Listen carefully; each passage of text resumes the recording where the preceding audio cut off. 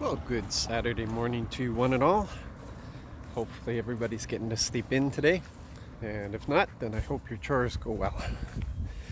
um, it's really strange to go from 12 people in the house down to 3 and making adjustments, but missing my wife this morning.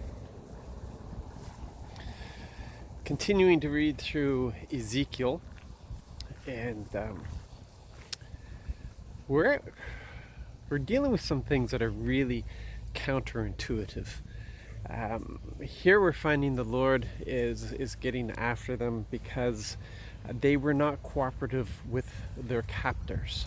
He's getting after them because they signed an agreement with the Babylonians, and then went back on that agreement. But the agreement put them really as servants in a position of submission. And most of us fight against such a position. It's just our nature not to want to be under authority or under the dictatorship. And we see the things that are going on in Hong Kong right now. We've seen things around the world where people long for freedom, and they'll pay whatever price for freedom. And up until this stage, that was prized by the Lord. He wanted them to be leaders, but Israel had blown it as leaders. They had become worse than the nations around them, and so the Lord was putting them. It was a change of season. He was putting them in a position where they would be in submission to Babylon, but would be an influence over Babylon.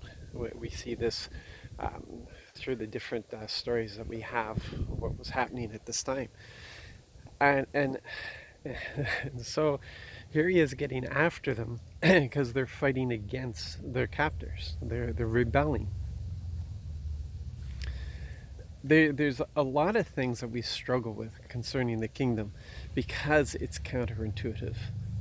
We look at the things that Jesus taught us, and he is the first shall be last, the last shall be first.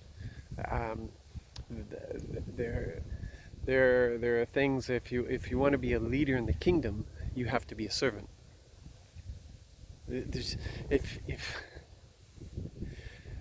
you try to preserve your life, you're going to lose it. But if you're willing to give up your life, then you'll gain it. If you need something, then give it away. It's these things in the kingdom that we're just scratching our heads going, what? How does that work? Because the kingdom is not man-made. The kingdom is run on the values and principles and who God is. The kingdom is our God, and so it's hard for us. We struggle with it. We struggle with a thing where weakness is strength. Yes. Just consider that one for a moment, with what the lesson that was taught by Paul and that Paul passed on to us, where it is in our weakness that God is able to shine through us and show his strength. And Paul says, then I want to be weak. All my days, let me be weak. But we know everything's about seasons, so we'll go into seasons where that weakness will be evident and clear to everybody. And other times,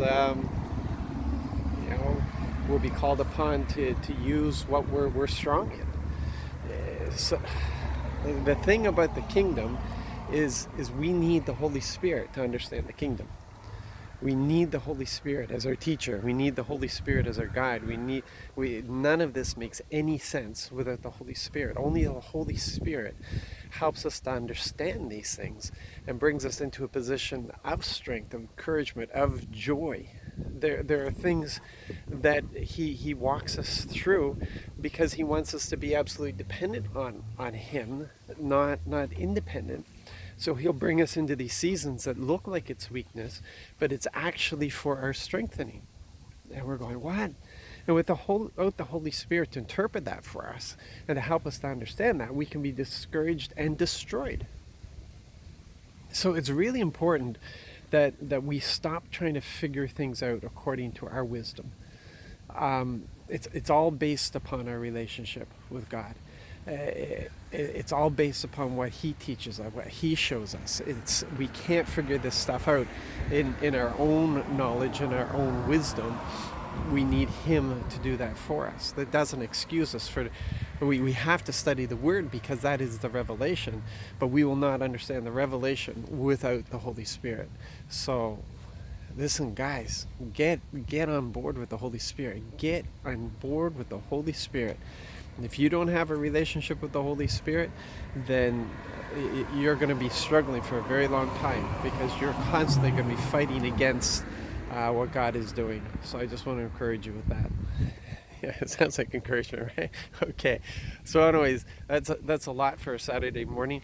But be blessed. Just have conversations. It's amazing how Dad wants to respond to us. It's amazing how Jesus just loves to have talks with us. It's amazing how the Holy Spirit just wants to reveal things to us. They are for us, not against us. So have a blessed day. Be encouraged. I'm so looking forward to seeing everybody tomorrow. And yeah, we'll all get caught up together. God bless.